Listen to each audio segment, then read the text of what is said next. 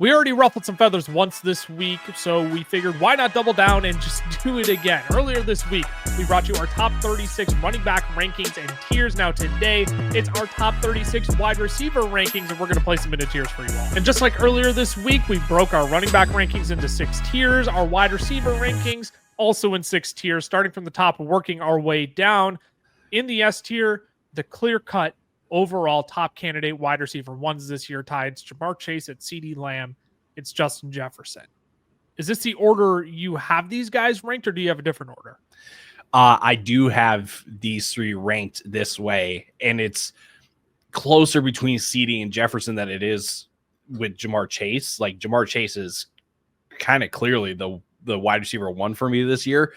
But that being said, 175 targets, 17 touchdowns, 1,700 yards for the Triple Crown guy last year is going to be pretty hard to repeat. Now, can it happen again because it's Ja'Marr Chase and Cincinnati? Yes, like it can definitely happen. But if there's a chance that any one of these other guys can overtake Chase, it's going to be these 2 guys in my book. Yeah, I do think that's what opens up the door for these 3 to be much more closer together this year. Is I just think Ja'Marr Chase, it's not like monster regression. Nobody's concerned about Ja'Marr Chase this year, but the rate at which he was scoring fantasy points last year, I am not betting on being sustained again going into this year. Rather, I think a guy like CeeDee Lamb, who he didn't like disappoint you outright last year. There's a lot of things going on in Dallas, obviously, but I think we could get a potential 2023 season again from CeeDee Lamb, where it's Dak Prescott slinging the ball 35 to 40 times around the yard every game. They don't have a run game.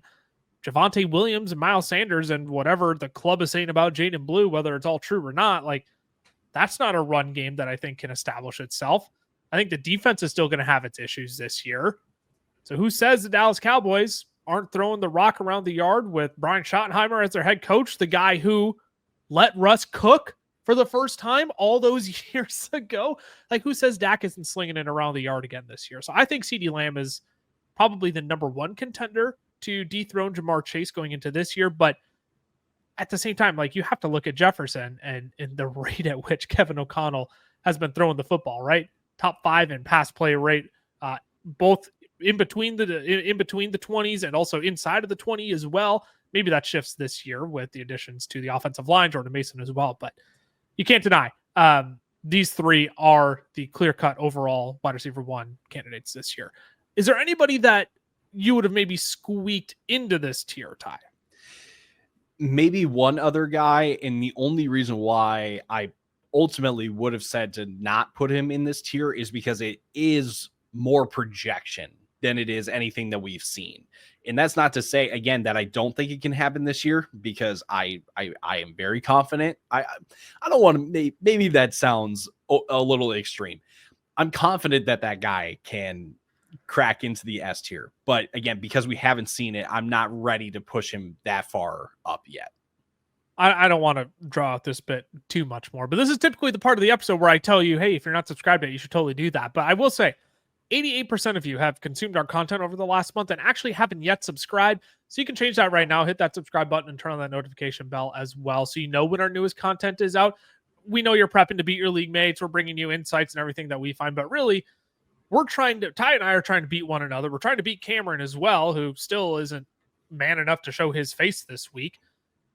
We just want to bring the fun and camaraderie into fantasy football for you all as well. So as much as we want to provide you insights to help beat your league mates, we hope you can join us for a fun ride along the way. The A tier, Ty, who is it here in the A tier out of Puka Nacua, Brian Thomas Jr., Nico Collins, Amon-Ra St. Brown, and Malik Neighbors that you were referring to? Or, dare I say, was it somebody that actually wasn't in the A tier, which would be probably a screaming hot take then? Which would be screaming hot take. You should probably take my microphone away from me at that point. It's Nico Collins. Nico is slowly kind of been going up in my rankings. He's currently my wide receiver 4, because I am said confident in Nico being one of these top guys. He has been, right, but he's dealt with missed time, bad situation last year in Houston. I'm expecting that to bounce back and him taking a step forward. So maybe I'm asking a lot of Nico all in one season, but I'm just going to bet on the talent at that point and just say, if there's a guy that can do it, it's going to be Nico. I mean, we talked about him to great extent in our 6 wide receivers with brain busting upside video last week. But yeah, I think it's worth noting Nick Caley comes in as the offensive coordinator now. I do think you probably are looking at CJ Stroud slinging the rock quite a bit more this year. And like, I know you said like, oh, well, we haven't seen it out of him. I would argue that we have, like in a small sample size. I mean, to start the year last year, he was a top 5 guy. I believe he was a top 3 guy even. I don't have the number right in front of me, but Nico Collins was phenomenal at the start of last season. He's shown he can be one of these top dogs, both for fantasy football and in the NFL. I expect him to make a stride again forward this year on top of that. But again, go back and watch that wide receivers with brain busting upside video if you want more in-depth thoughts and conversation around Nico. We're going to focus on guys we haven't talked about as much this offseason on this episode. We've talked about Puka. We've talked about Brian Thomas Jr. We've talked about Nico. Amon-Ra St. Brown is a guy we really haven't talked about as much time. We've talked about the regression of this Detroit Lions offense, but we haven't really talked about as much how we view that impacting Amon-Ra St. Brown specifically. So what say you about that? I feel like, again, we've said that like this offense can consolidate a little bit and really simplify things in the way that they get the ball to Jahmyr Gibbs, Amon-Ra St. Brown, and then it's Sam Laporta, Jameson Williams, and David Montgomery kind of working with what's left, just because Amon-Ra and Jahmyr Gibbs are the most dynamic playmakers that they have. And for Amon-Ra this year, it doesn't necessarily make him a bad pick. He's still probably one of the safest options that you can target in your first and second rounds. The only reason why regression kind of affects the outlook for Amon-Ra this year, I just don't think we have that top 3 upside that we were getting the past 2 years. And I don't think it's a coincidence that, again, Amon-Ra had that top 3 upside when this Detroit offense was at their highest and at their peak. So again, even if we're not the number 1 scoring offense, if we're closer to 5, heck, even if we're closer to 10, Amon-Ra St. Brown is probably going to end up finishing closer to 10 than he will to 3. So again, not a bad pick, but it's just not the same upside that we've seen in years past. And in terms of just like, I want to be careful how I say this. I'm going to say it and then I'm going to explain myself. In terms of creating explosives, every other guy in this tier, to me, I'd say, yeah, much more prone to doing that ahead of Amon-Ra St. Brown. And that's not to say Amon-Ra can't create explosives, but man, was he just like the dude. Like the Lions offense as a whole was just hyper efficient last year. Top 5 in receptions, receiving yards, touchdowns, red zone targets, first downs per route run, right? The red zone guy, the chain mover. I don't anticipate that changing this next year. But when you lose a few pieces along the offensive line, you lose the creativity and explosiveness that Ben Johnson provided as a play caller. You just, it has to even itself out in some capacity where we can't just say, yeah, Amon-Ra, same dude as in years past. He has the same amount of upside. Like looking at this tier, I think he has the least amount of upside of all these guys in this tier. Yet at the same time, I certainly don't think he's going to lose you your league to any extent, but I also don't see Amon-Ra being the guy who wins you your league either. The other guy I do want to talk about in this tier is Malik Nabers. I brought him up in our Shocking Projections episode back at the start of the month. I came in a lot lower on Malik Nabers than I anticipated. Some of the guys I had ahead of him, we won't go. If you want to go back and see how my initial projections came out, you can go watch that video. But when I look at the other guys in this tier, I look at the New York Giants offense and I just say they're the worst offense by a landslide. And I think guys like Brian Thomas, Nico Collins, Puka Nacua, they're all right in that same range of talent in regards to Malik Nabers as well. So where do you land on Malik Nabers? I'm a bit more skittish than I think the public is. I think I would side with you. Maybe I'm not so much like wide receiver 10 out on Malik Nabers. Again, that's shocking projection. Don't hold that over his head.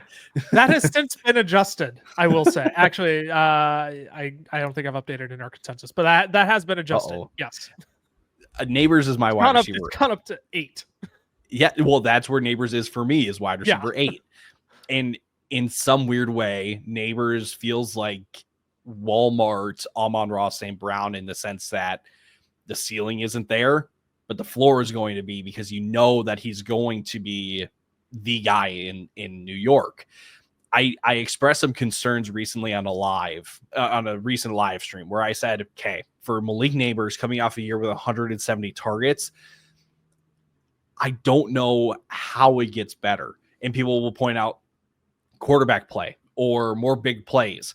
Sure, but history tells us that typically for receivers coming off a year with at least 170 targets, it's not the same. Like, they average, there's 44 wide receivers in NFL history that have had 170 or more targets. The following year, they've averaged 140, which is still a really, really good number, but it's definitely not 170. And actually, there's only been 5 wide receivers in history that have bested that the following year. So can you take the chance on Nabers having more than 170 targets? Sure. Like, talent wise, opportunity this year, again, because of big plays and quarterbacks. Sure.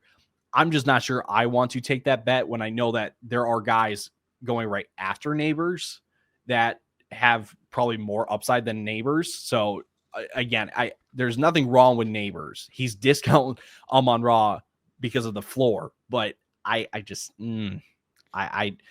not as easy this year for me with Nabers. I think the thing we can point to immediately, Malik Nabers was the wide receiver 1 overall in expected fantasy points per game last year. Expected fantasy points per game basically takes into account the usage you're getting and how it should convert to fantasy points. He ended up being the wide receiver 8 overall in total fantasy points per game last year. I think, again, I'm not going to be surprised if Malik Nabers draws another 180 targets, 170 targets again this year. You're really going to throw the ball to Wandale? You're really going to throw the ball to Darius Slayton? Theo Johnson, nice little player, but like, Malik Nabers is clearly going to be the guy who draws that level of a target share again this year. But what we saw last year is that it only amounted to the wide receiver 8. I'm just not convinced. I'm not convinced it's going to be a copy paste job, or he like flies past that. I just think people like, he's going wide receiver 5 over on Underdog right now. Like, to me, that's drafting him at his ceiling.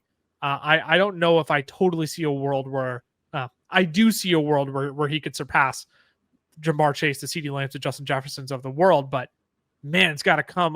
Basically, Russ has to absolutely cook this year, or Jackson Dart has to be an absolute smash. I mean, those are the two things that have to happen, and I'm not betting on either of those. Let's move on to the B tier, Ty. You talked about some of the guys in this tier potentially even having more upside than Malik Nabers. It's Drake London, AJ Brown, Tyreek Hill, Ladd McConkey, T. Higgins. AJ Brown was a guy that I originally had statted out ahead of Malik Nabers in my first round of projections. I've since flipped the two, but AJ Brown is such a fascinating one, man. I almost talked about him on our 6 wide receivers with brain busting upside video. Man, I cannot. He's a guy that in July now that we're over halfway through July, my exposure to him is just skyrocketing right now because I'm actually really excited at the prospect of AJ Brown this year. I don't know where you stand. Sure. I feel like I've got more optimism just because it seems like the general consensus is down after what we saw last year. Yes. But that's exactly why I'm drafting him so much more. But the problem is that I don't think we're necessarily getting like a discount on AJ Brown. And that's not exactly like the only thing that you're looking for in your drafts. But the guy has been the wide receiver 8 and the wide receiver 12 in points per game since going to Philadelphia.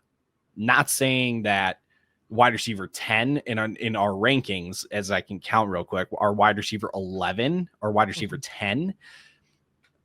It's not that like I'm going out of my way to go get AJ Brown because like the consensus is still like, oh yeah, AJ Brown's still like a top 12 guy.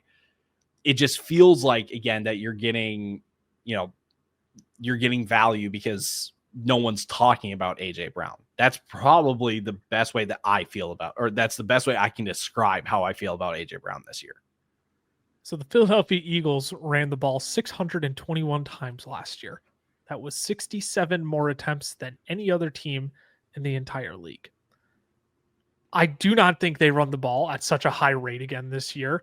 And I believe it was Corey Bushland of Fantasy Stock Exchange who put out a tweet. This was a while ago where he said, basically, if you're quote unquote fading Saquon Barkley, you better be hammering the likes of AJ Brown, Jalen Hurts, Devonta Smith, and Dallas Goedert, because you better assume this passing game is going to be phenomenal again this year. And it's not that I'm fading Saquon Barkley. He's still a top 4, top 3 running back for me this year.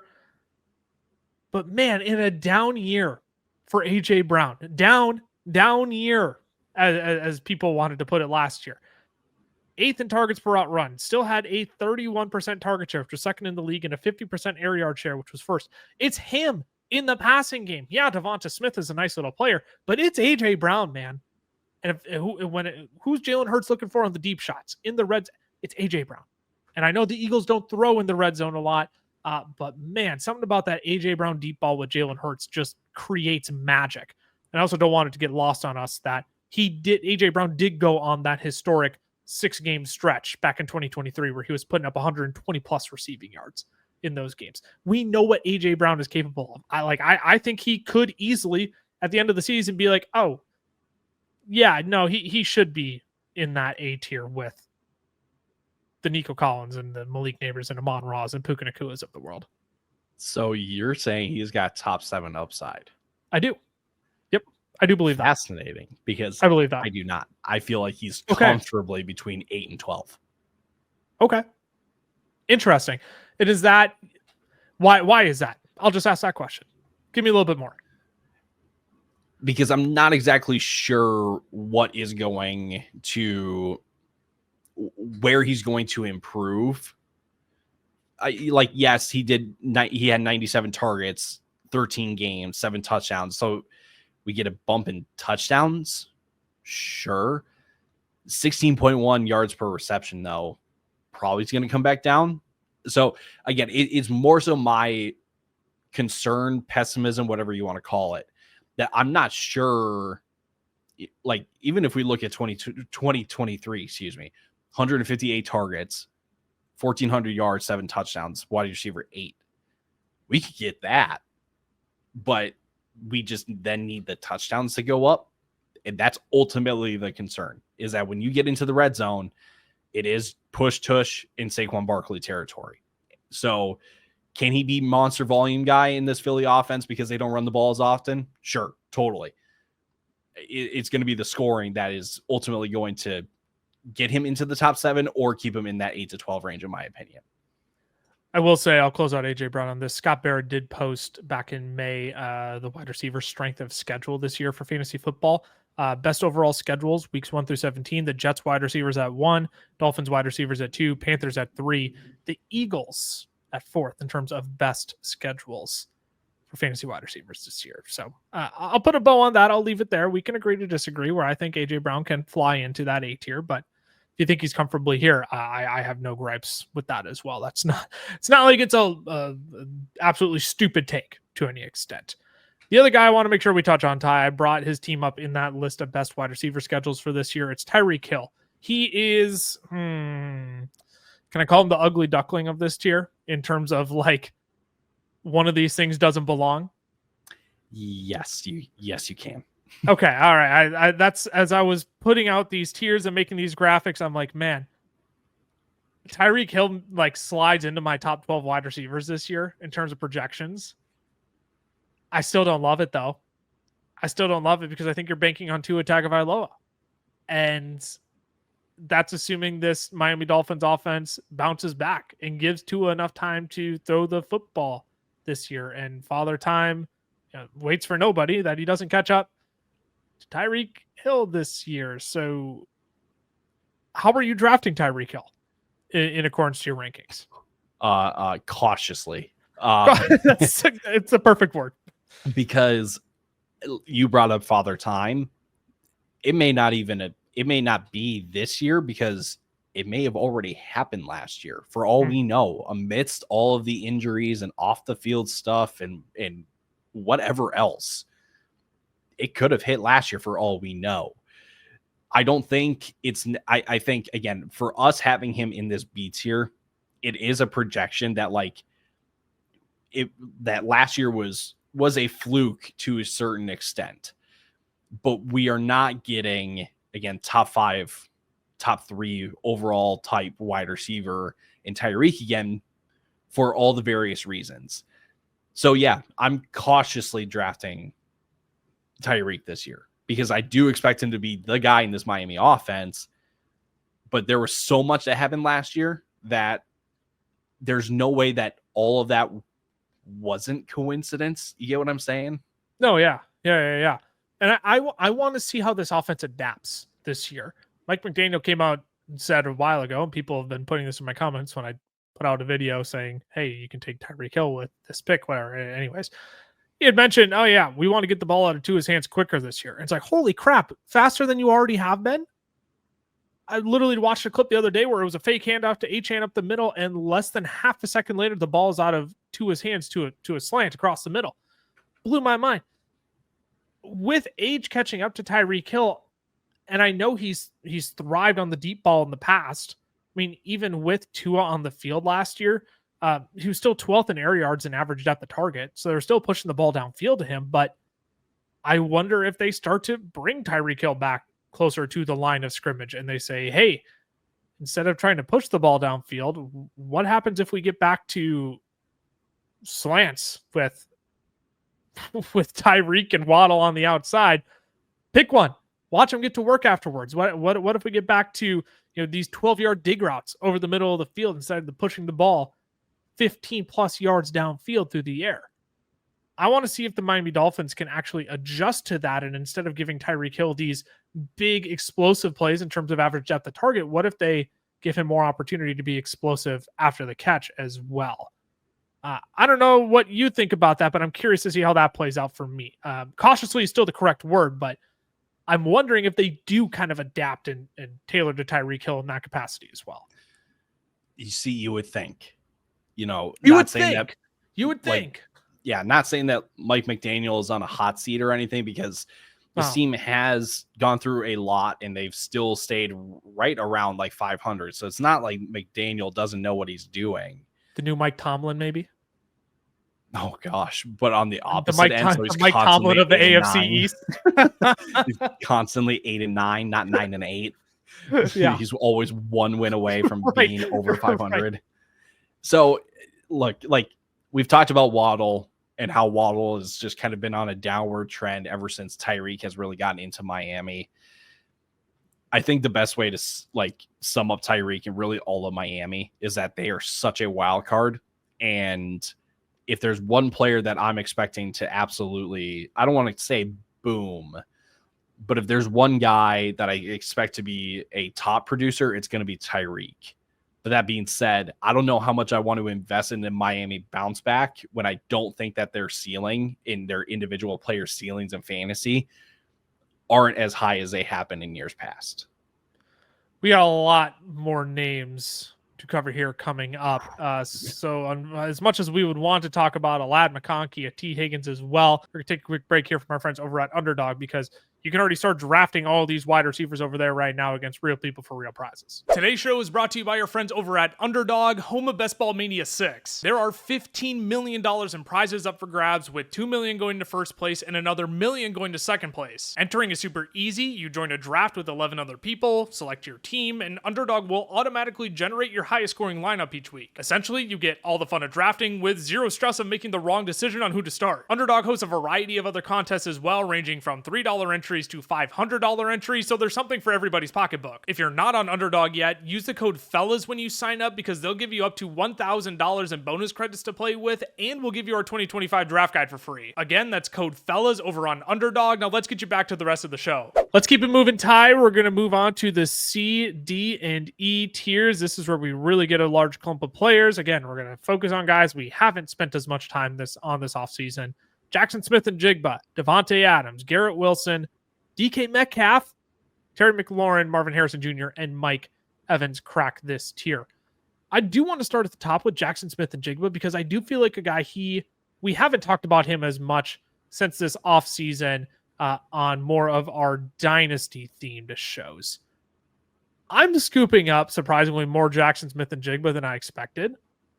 because I look at this range of wide receivers, a bunch of guys who can get volume outside of like Devontae Adams. They're kind of the only guys that are viable and like fully healthy on their teams right now. Mike Evans another exception in that, but I don't know, man. Part of me just looks at him and I'm like, yeah, sign me up for 150 targets again this year.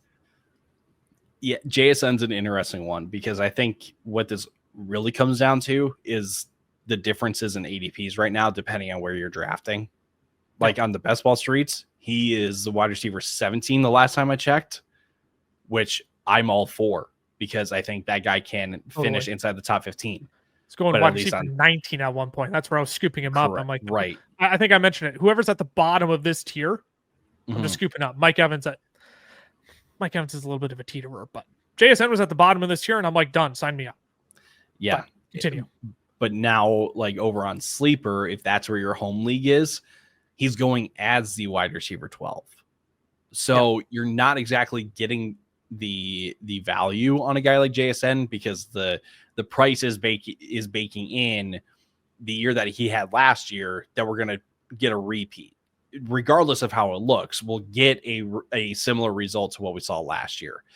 So again, JSN is going to be an interesting one because I would say we all think that he, again, has that top 15 upside, that he can finish closer to 12 like he did last year. But you got to be careful to not take him at the expectation that he can, because when you do look at Seattle's situation, offensive line, Sam Darnold, whatever you want to nitpick in Seattle, that can very much kind of pull you away from a guy like JSN. I'm so terrified. Sam Darnold is just a turtle again this year.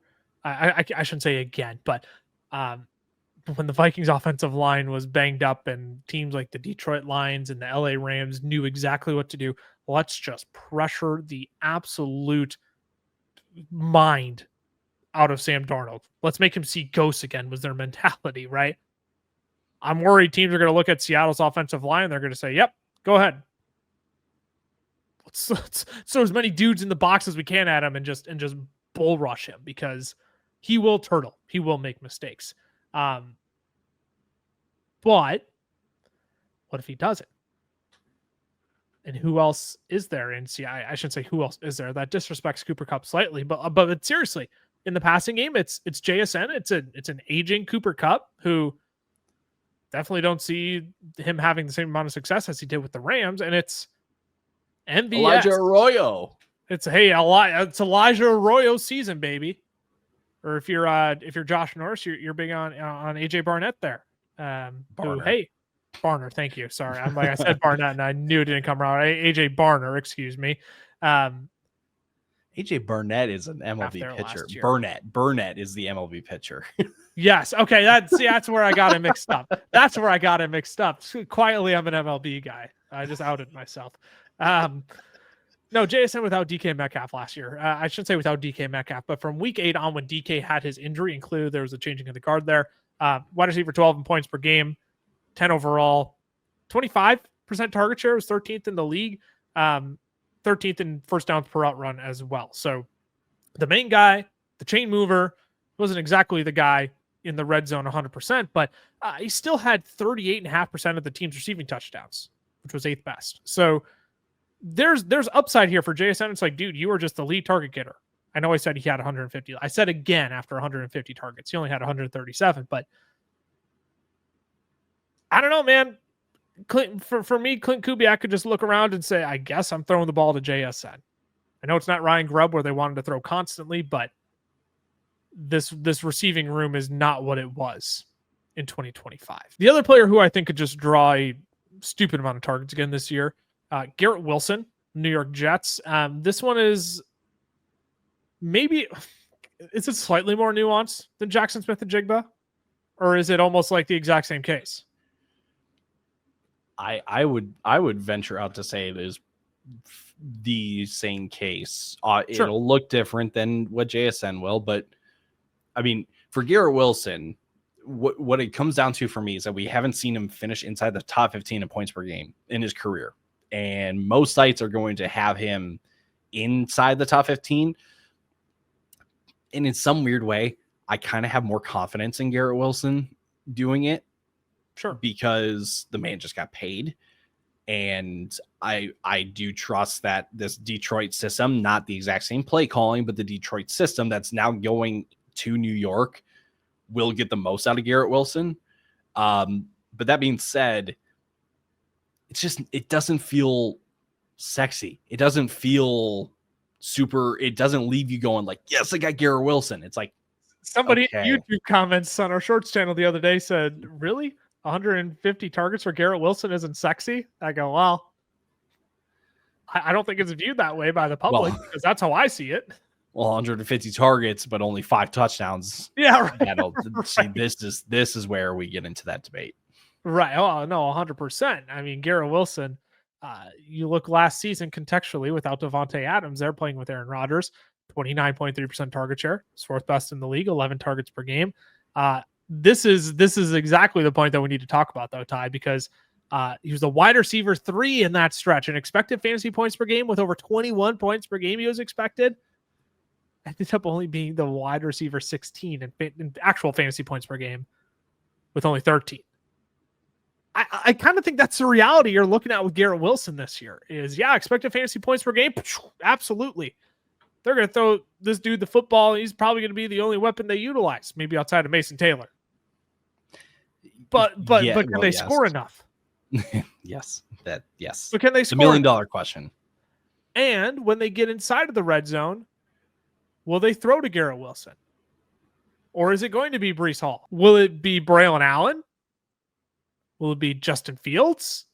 I mean, who's to say that Garrett Wilson is the prime red zone option for them? So that's the question you have to ask yourself. How much do you think this New York Jets team actually scores the ball this year in comparison to the volume that Garrett Wilson gets? And I don't know where you find that balance, Ty, but I have Garrett Wilson comes right in at my rankings as my wide receiver 17, which basically lines up with our consensus rankings and lines up with ADP. I'm right there with you, wide receiver 17. I don't think people look at Garrett Wilson as if he's some kind of bum or that he's not a good player. No. I mean, the guy just got paid. But again, it's the great debate of touchdowns or volume. And I don't think we get both.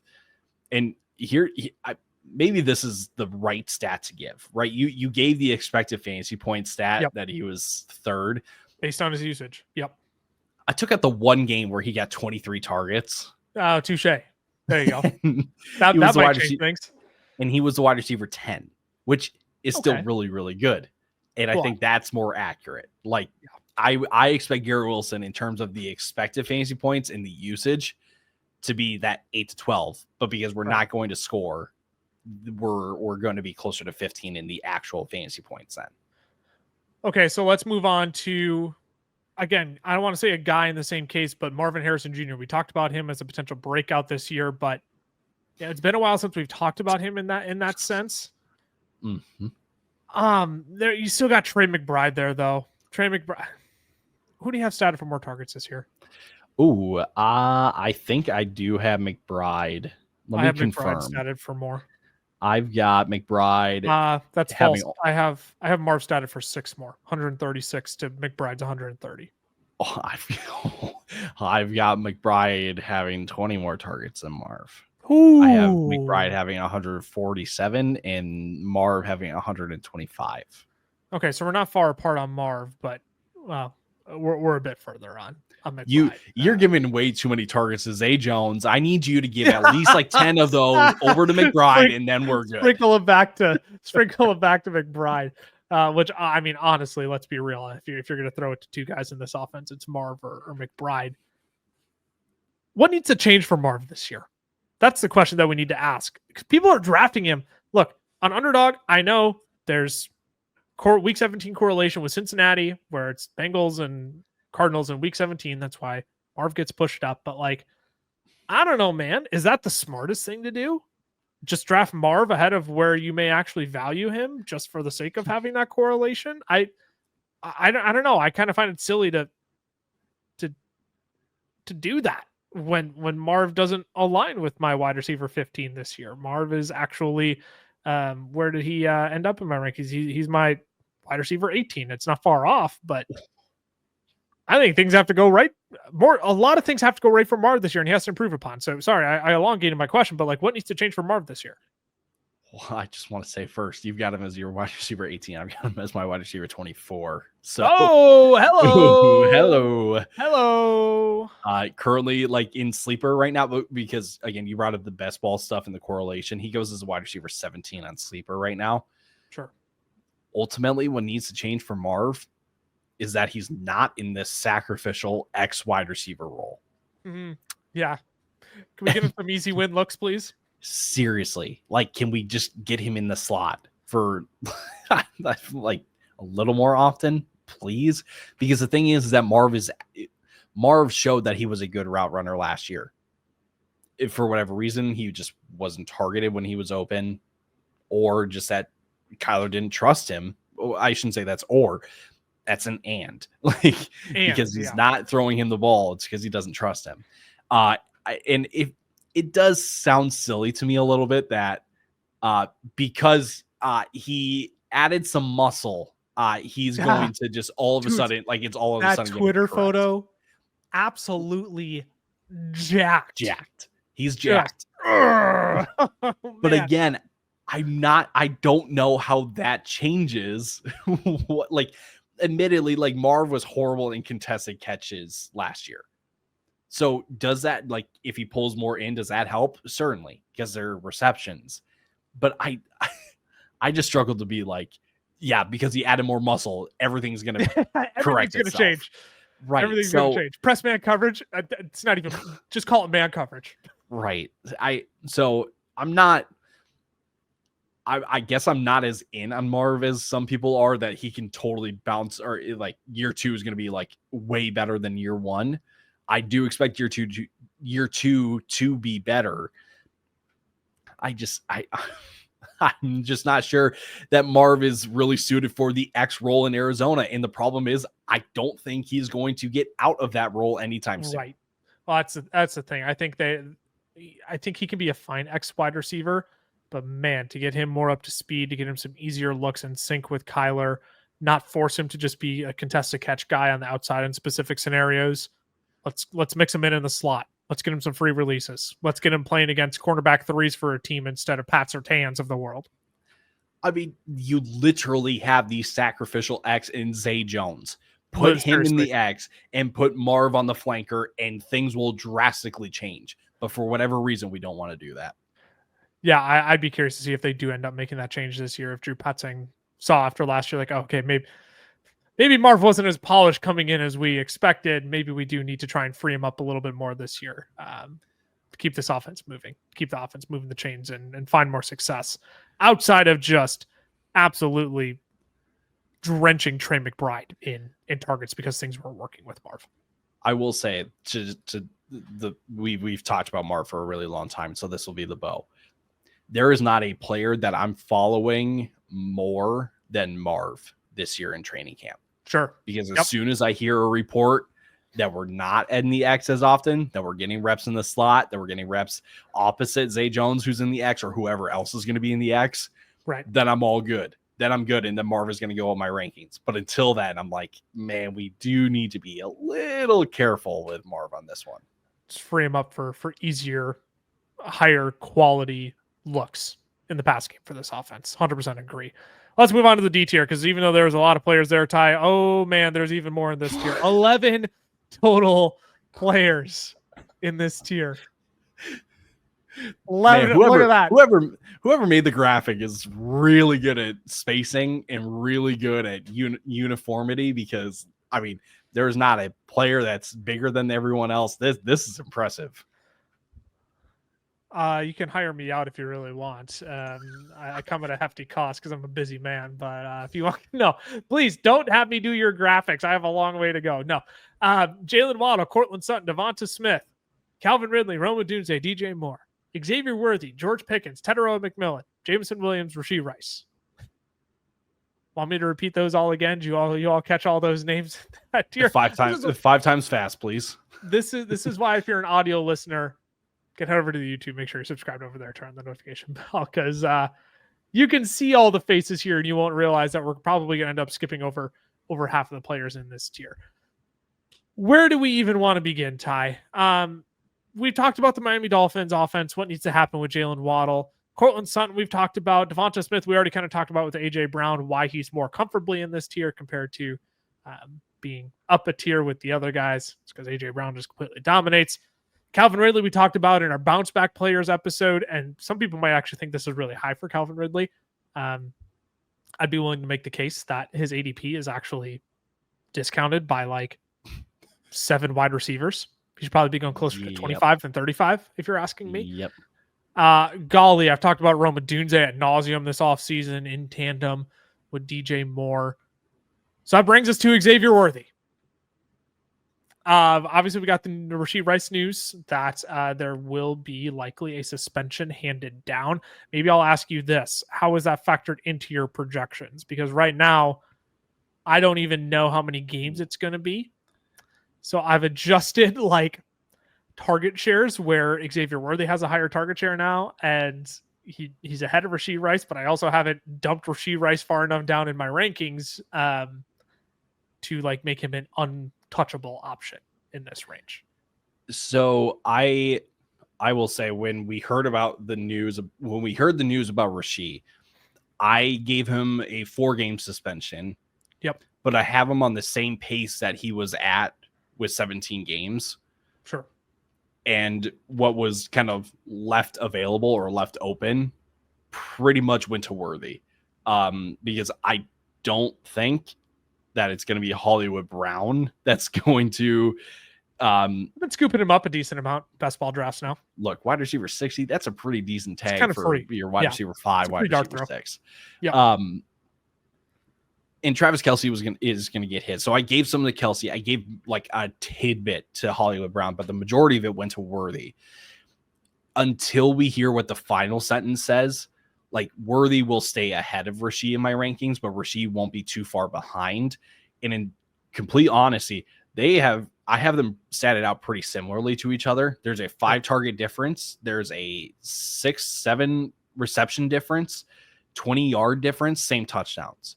So I think like Worthy obviously should be the guy to go ahead of Rashee at this point. But I'm not like pushing Worthy to the moon or anything that like he's going to be the guy in Kansas City because Rashee Rice is going to miss a certain amount of games. So what does that mean for Xavier Worthy in your mind? So you talked about like the raw metrics of that. What does that tangibly look like on the football field? I just think we get more connection on the vertical parts of his game. Interesting. Okay. You're betting on the vertical. Yeah, because when both Rashee Rice and Worthy were healthy last year, Worthy's most run routes were corners, goes, posts, crossers, and screens. And Rashee Rice was getting slants, hitches, and outs. I do think that Worthy, I will say this, when Worthy or when Rashee was injured and then missed the rest of the year, Worthy took a bit more of the Rashee Rice role. He got more hitches and outs. But I think if both are healthy, it's going to be Rashee Rice getting kind of those quick hitters, those easy targets. And it's going to be Worthy that's going to get the big plays downfield, but then also the design stuff in the screens and the end arounds and all that stuff. So, and I'm going to be honest, I kind of forgot your question, so I'm just going to keep rambling. No, you're good. I mean, you answered it for the most part. I think I want to ask a question in regards to the verticality threat of Xavier Worthy, though, because even looking at last season when he didn't have Rashee Rice in the lineup, he only had 11 catches of 10 plus yards. He was 72nd in average depth of target. And this is something that Nick Ercolano pointed out in one of his videos where he touched on Xavier Worthy. 20th percentile success rate against man coverage last year. I'm not convinced. I'll say this. I think the vertical shots that they take to Xavier Worthy, they have to hit at a higher rate this year. Otherwise, Patrick Mahomes is going to be like totally exposed as a fraud in connecting on deep passes. That's been part of it last year. But there was also times where it's like, dude, like put 2 feet in bounds. It's not hard. So like if a few more chips fall right, and I say it's not that hard as I'm sitting my butt in a chair and have back problems at 27 years old, but but like some of the chips have to fall right in that category. I'm just not confident after what we saw last year that they will. I wonder if they start to use him in more of this manufactured touch role like we started to see over the back half of the season. I mean, 17 deep targets according to PFF last year. 3 catches on Which that. ranked where? 17th ranked where? 17th was in the 30s. Man, that's kind of brutal for a guy who came out, set the NFL combine record at 40-yard dash and only targeted him downfield 17 times. 30th. Yeah, but wouldn't you think that'd be a top 20 guy? Sure, yes, but just because he's fast doesn't mean it's just deep balls, right? Like 20 plus yards. And I know you were being sarcastic, but I also want to explain this. Like, yeah. He ran a ton of crossing routes, which is also a really good way, which can get the ball downfield. Yeah, true. So 17 deep targets isn't exactly what you wanted to see, but I do wonder if that was impacted by Rashee Rice getting hurt, that they weren't able. And the other thing is too, having 3 catches on those, that catch rate was by far the bottom, like close to the bottom. Horrific. Like there are Just people horrific.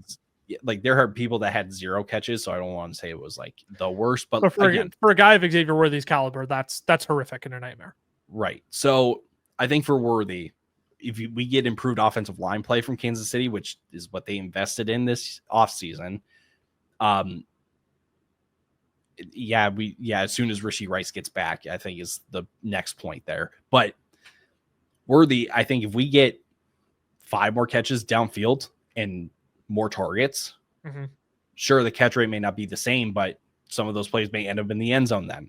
So I'm okay with Worthy. There are still people that are, again, pushing him to the moon, and I just can't get behind that. But I think Worthy, the outlook for Worthy is a little more favorable than what I had kind of thought of him last year in his rookie year. I'm just being so careful on how I handle this until I see the suspension, because we saw it with Xavier Worthy last year, still the wide receiver 33 without Rashee Rice last year. That was with 13 games plus the playoffs. I know the playoffs looked much better than the regular season. But man, if we only get 6 games without Rashee Rice this year, I'm just not convinced that the world just opens up for Xavier Worthy and everything goes right, when we already saw it break perfectly for him last year and over the back half of the season where he should have broken out, like we see most rookie wide receivers do. We just still felt like there was a lot to be desired there. So I'll digress. So put a bow on Xavier Worthy there. George Pickens, before we hopped on, you said, I know exactly why the Cowboys traded for him. I have this whole George Pickens thing figured out. So go ahead, enlighten me and our listeners as well. You clearly cracked the code here as to how George Pickens will finish in Dallas this year. Not to put any pressure on you or anything. Yeah, right. Well, I'm just telling the people what you told me. CeeDee Lamb 1 and George Pickens 2. I'm kidding. Math. George Pickens is going to be the X receiver here in Dallas, and it's not just the fact that this gives Dak Prescott another guy to throw to besides CeeDee Lamb and Jake Ferguson, but this is a guy that gets open.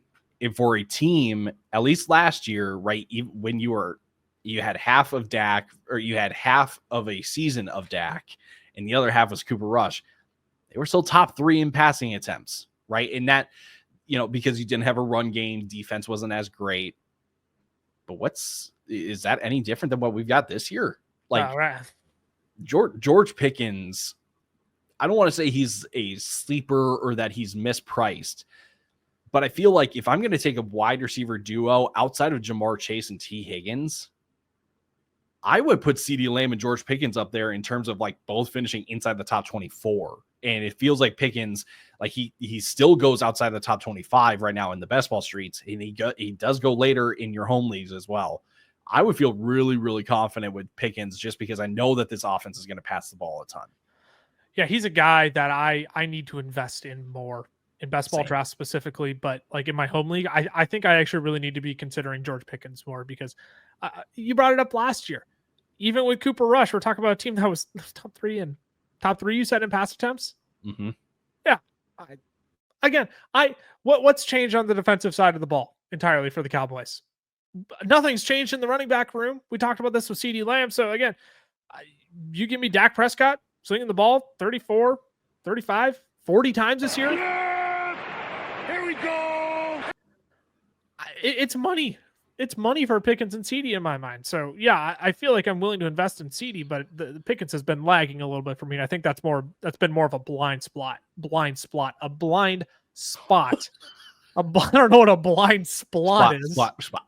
Splat. More of a blind spot than anything else for me. Last player we'll talk about in this tier, Ty, and then we got to get to there's one player I want to talk about in the next year because he's very clearly the most exciting. Tetairoa McMillan. Do you have home league ADP up in front of you, sleeper ADP? Because I know on Underdog he's going wide receiver 21, and I just don't have much Tet at that price point. When he was going like wide receiver 28, I had much more Tet McMillan. But wide receiver 21, he's going towards the top of this range of wide receivers. I'm holding my horses a little bit on that. Where's he going in home leagues? 24, 25, 26, 27, 28, 29. Okay, 29. See, I'm much more comfortable with that range for Tet McMillan. Same here. I have taken Tet a fair amount in the best ball drafts, but that's also because in those drafts, I've been able to get like a really solid trio of receivers around Tet, so I don't need them to produce right away. Wide receiver 29, like in home leagues, I'm not going to say I'm going to be targeting him often, but I will because, again, you don't need to rely on Tet right away. My thing with Tet, being the X receiver here in Carolina, being in the toughest wide receiver kind of position here, I'm not expecting fireworks out of the gate. And if we get it, awesome. But I'm expecting kind of a slower start to the season as he kind of gets familiar with the physicality and the speed. But then by season's end, it could be all gas, no brakes. So that's why the price tag is so expensive there in Underdog. But for Tet, I'm a fan. And especially in the home league ADPs, like there are other receivers that are going kind of around him where I'm just like, really? I'm supposed to take those guys over Tet? That doesn't really make a lot of sense to me. Right. So here's the balancing act you need to play with Tet McMillan in this range is, yes, he's the wide receiver 1. Also finds himself on the Carolina Panthers. Can the wide receiver talent around him give him enough breathing room to work within this offense? Do you believe in Bryce Young, that he actually is as good as he looked at the end of last season? And do you think he can at least maintain that, if not improve upon that? How do you then value the wide receiver 1 for a Bryce Young-led Carolina Panthers offense in comparison to all these wide receiver 2s, the Jalen Waddles, the Suttons, the Devonta Smiths? Calvin Ridley's the wide receiver 1, but pick your flavor between Rome Odunze and DJ Moore. Pick your flavor between maybe not pick your flavor, but what do you do with Xavier Worthy if he's the wide receiver 1? George Pickens is the wide receiver 2. Like, Tet McMillan is the only clear wide receiver 1 in this tier outside of Calvin Ridley. What's the appropriate balancing act to play with that? You also forgot to mention Courtland Sutton. Did I skip over Courtland Sutton? I apologize. Yeah. I think I was listing wide receiver 2s and then got to Calvin Ridley. And I'm like, wait, I did skip over Sutton. It's kind of funny you kind of missed out on Sutton because the guy's more so wide receiver 2 than he really is a wide receiver 1. But I digress. Wait, hold on. Courtland Sutton? Yeah. In his offense? Well, like he has been the wide receiver 1. I think he's more he's like prototypical wide receiver 2 than he is wide receiver 1. I see. Yes. Sorry. Yes. I was talking within the scheme of their offense. Like, there's nobody ahead of. I see. I understand. What, Marvin Mims isn't wide receiver 1 in Denver? Hey, I thought it was you were talking about your boy Evan Ingram for a second. I'm like, whoa, hey now, don't test me with a good time. Okay. Check. I see. No, but you brought up the balancing act of just you can't be. I don't know if you can necessarily be all in, but you shouldn't be all the way out on Tet McMillan, and especially knowing that, like, again, I'm a fan of this Carolina offense. I think they take a step. Like, you see it in my Chuba Hubbard ranking. You will see it. Bryce kind of gets stuck just because there's a bunch of other really good quarterbacks this year. Really good quarterbacks, yeah. But like, I do expect this team to take a step forward, and that's why, like, I'm okay with Tet. But I feel like people should watch Carolina football more, like at least in the second half when Bryce was playing out of his mind, because not that it was a glimpse of what we're going to get, but I think a lot of people have a bad taste in their mouth about what Carolina is. Yep. And I think Carolina's going to be a lot better than what people expect them to be. Yeah, he's a guy that I know I'll be coming up on as the offseason continues to progress here, but I don't know if I'm going to get to like borderline top 20 with Tet. I'll probably be closer to 25 than I will be to 20. Or I should say I'll be between 25 to 30 more than I'll be between 20 and 25 on Tet. And that's nothing against him. I just think there's getting acclimated to the NFL, and I'm not going to like just push all my chips in on the Carolina Panthers offense, even though I do think they are going to improve as a unit this year. Let's talk about this last year, Ty. It's a bunch of, I don't know, Jerry Jeudy, Chris Olave. It's guys. Jerry Jeudy, Chris Olave, Jayden Reed. But hey, here we go. Travis Hunter and Matthew Golden. We've already talked about Matthew Golden. You and I are big Matthew Golden guys.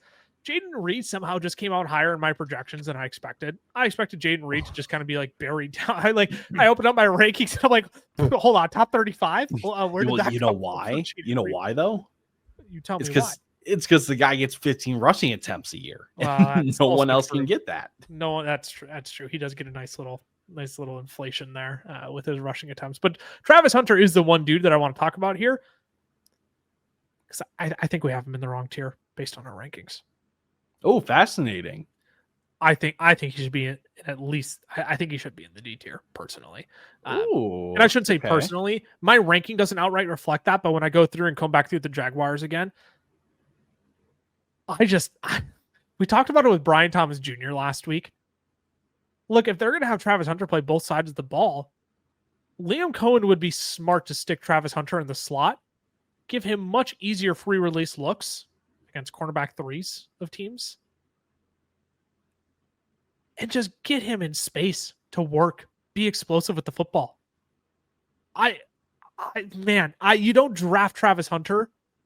You don't trade up to draft Travis Hunter, to the second overall pick. You give up your first round pick next year. You don't do that unless if you're in the business of trying to put the ball in the end zone more frequently.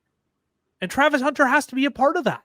He has to be a part of moving the ball for this team. So personally, I'm more of a believer in the Jaguars offense than I am the Panthers offense. That's not to say I would rank Travis Hunter ahead of Tetairoa McMillan outright. But should I have Travis Hunter not as my wide receiver 35 and instead my wide receiver like 28?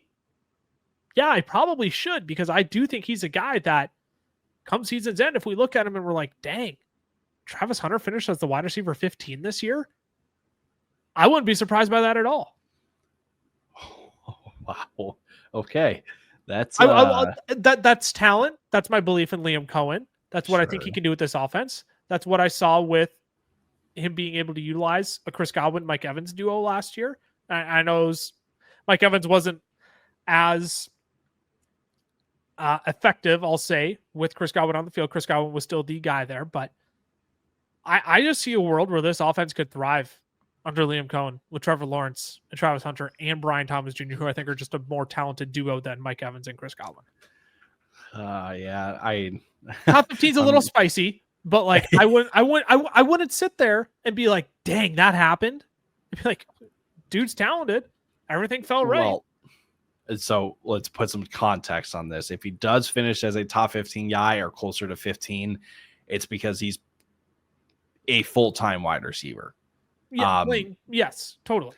Yep. Like, not saying that he's not playing DB at all, but like he is on the field constantly and almost all the time when Jacksonville is on offense. I know that totally possible. It could be totally possible. Sure. The range of outcomes for Travis Hunter are like, you need Doctor Strange to sort through all of them. 15 million and 500 and but seriously, for a guy like, it's so linear for Jayden Reed, dude. It's so linear. He's a slot, barely gets on the field for 50% of the time. He can hit a deep ball every once in a while, gets a few rushing attempts. That's what you know you're getting. There's not many other outcomes for Jayden Reed. Travis Hunter, could he play on defense more? Absolutely. Could he be a full-time wide receiver? Absolutely. Could he get 80% on offense, only 20%? Absolutely. We don't know how the pie is going to be split. You need Doctor Strange to figure out all these outcomes.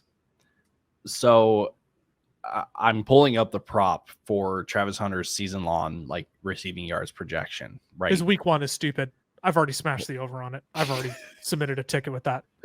I'm not gonna lie. When Josh Norris tweeted out it was only at 43.5 receiving yards, I went over and smashed that. I'm talking season because of that. Well, I know reason. you are. We I all know know you 43.5 is outrageous. I had to throw that. I know how to throw. I had to throw that in there though. So 750 yards. Higher or lower? I'm going to go to my projections and tell you. And Yes. I know people are probably looking for like an outright, oh, just go with your gut. I want to make sure I give you, I have the higher on that. 800. Higher. Keep going. 900. Higher. Okay.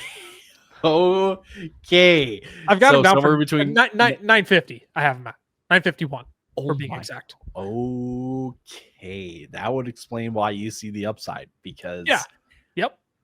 wow. Okay. Comments fire that- away. I want to hear what the no, comments think about this. No, totally. I'm like, and I'm open to it because I'm also open to recognizing, as I've said already, probably for the third time now, the range of outcomes for Travis Hunter are just so much more vast than any other player we've talked about on this list. Wait, did you say range of outcomes for Travis Hunter in 2025? Or Sorry, did you not hear me the first 3 times? The range of outcomes. no, just making sure. Just making sure. I do you agree with that though? Like, I'm optimistic on Travis Hunter as a wide receiver based on the film that I saw. Like I think Travis Hunter is going to thrive at the NFL level. I believe in Liam Cohen. I believe in Trevor Lawrence. I believe in what this offense could do this next year. I'm just bullish on Travis Hunter, and I think my ranking's too low. I'll say this. I just think it's going to take a year for this whole Jacksonville offense to really click. Not to say that like it's going to be inconsistent or it's not going to be good in year 1. But I think to the levels that you're kind of talking about with Jacksonville, I think that's a year 2 thing. I don't think that's a year 1 thing. Sure. And I mentioned with Brian Thomas earlier, I got to come back through and really go back with the fine haired comb and go through Jacksonville one more time. But well, in here, I mean, here's the thing. The year 2 thing more than year 1, that's in the range of outcomes. So, totally. Hey, you know what? We could all be right about Travis Hunter in some way. We totally could. Really, the reason, though, that I'm like, I was holding back on unleashing this. The real reason why I'm in on Travis Hunter, though, is because the dude never gets tired. Never gets tired. So Marv getting muscle. Travis Hunter can't get tired. Gosh, like what else do we got? What else do we have? Just can't get tired. He'll be on the football field all the time. 100% both sides of the ball. That's it. That's what we're getting with Travis Hunter. Dude doesn't get tired. Oh man, we'll close the episode out there. If you want to follow our other socials as well, FFL is on Twitter, the FFL is on Instagram, Fantasy Football Fellas on Facebook and TikTok. If you do want to see where we have all these players projected, we brought up our rankings multiple times throughout this episode. You can buy our Fantasy Football Fellas draft guide for 2025, fellasdraftguide.com, or it's down to the pinned comment and the link in the description as well. Follow the personal socials. I'm at Lucas Wenzel on X, Tyler_Plath. Ty, what do we have coming up next week? I don't even know what we're talking about next week. Here we go. Fun video next week. I'll give you a teaser on one of them. I won't give you the whole schedule, but teaser on one of them, the 6 most unsexy picks in fantasy football that you should probably still be making this year, because sometimes just making sure you make the right decision is better than taking the upside swing. Not always the case. Sometimes you just got to take the points with the safety. We'll see you all then. Make sure you subscribe, turn the notification bell so you know when that's out, when we go live as well. We'll see you all next week. Deuces.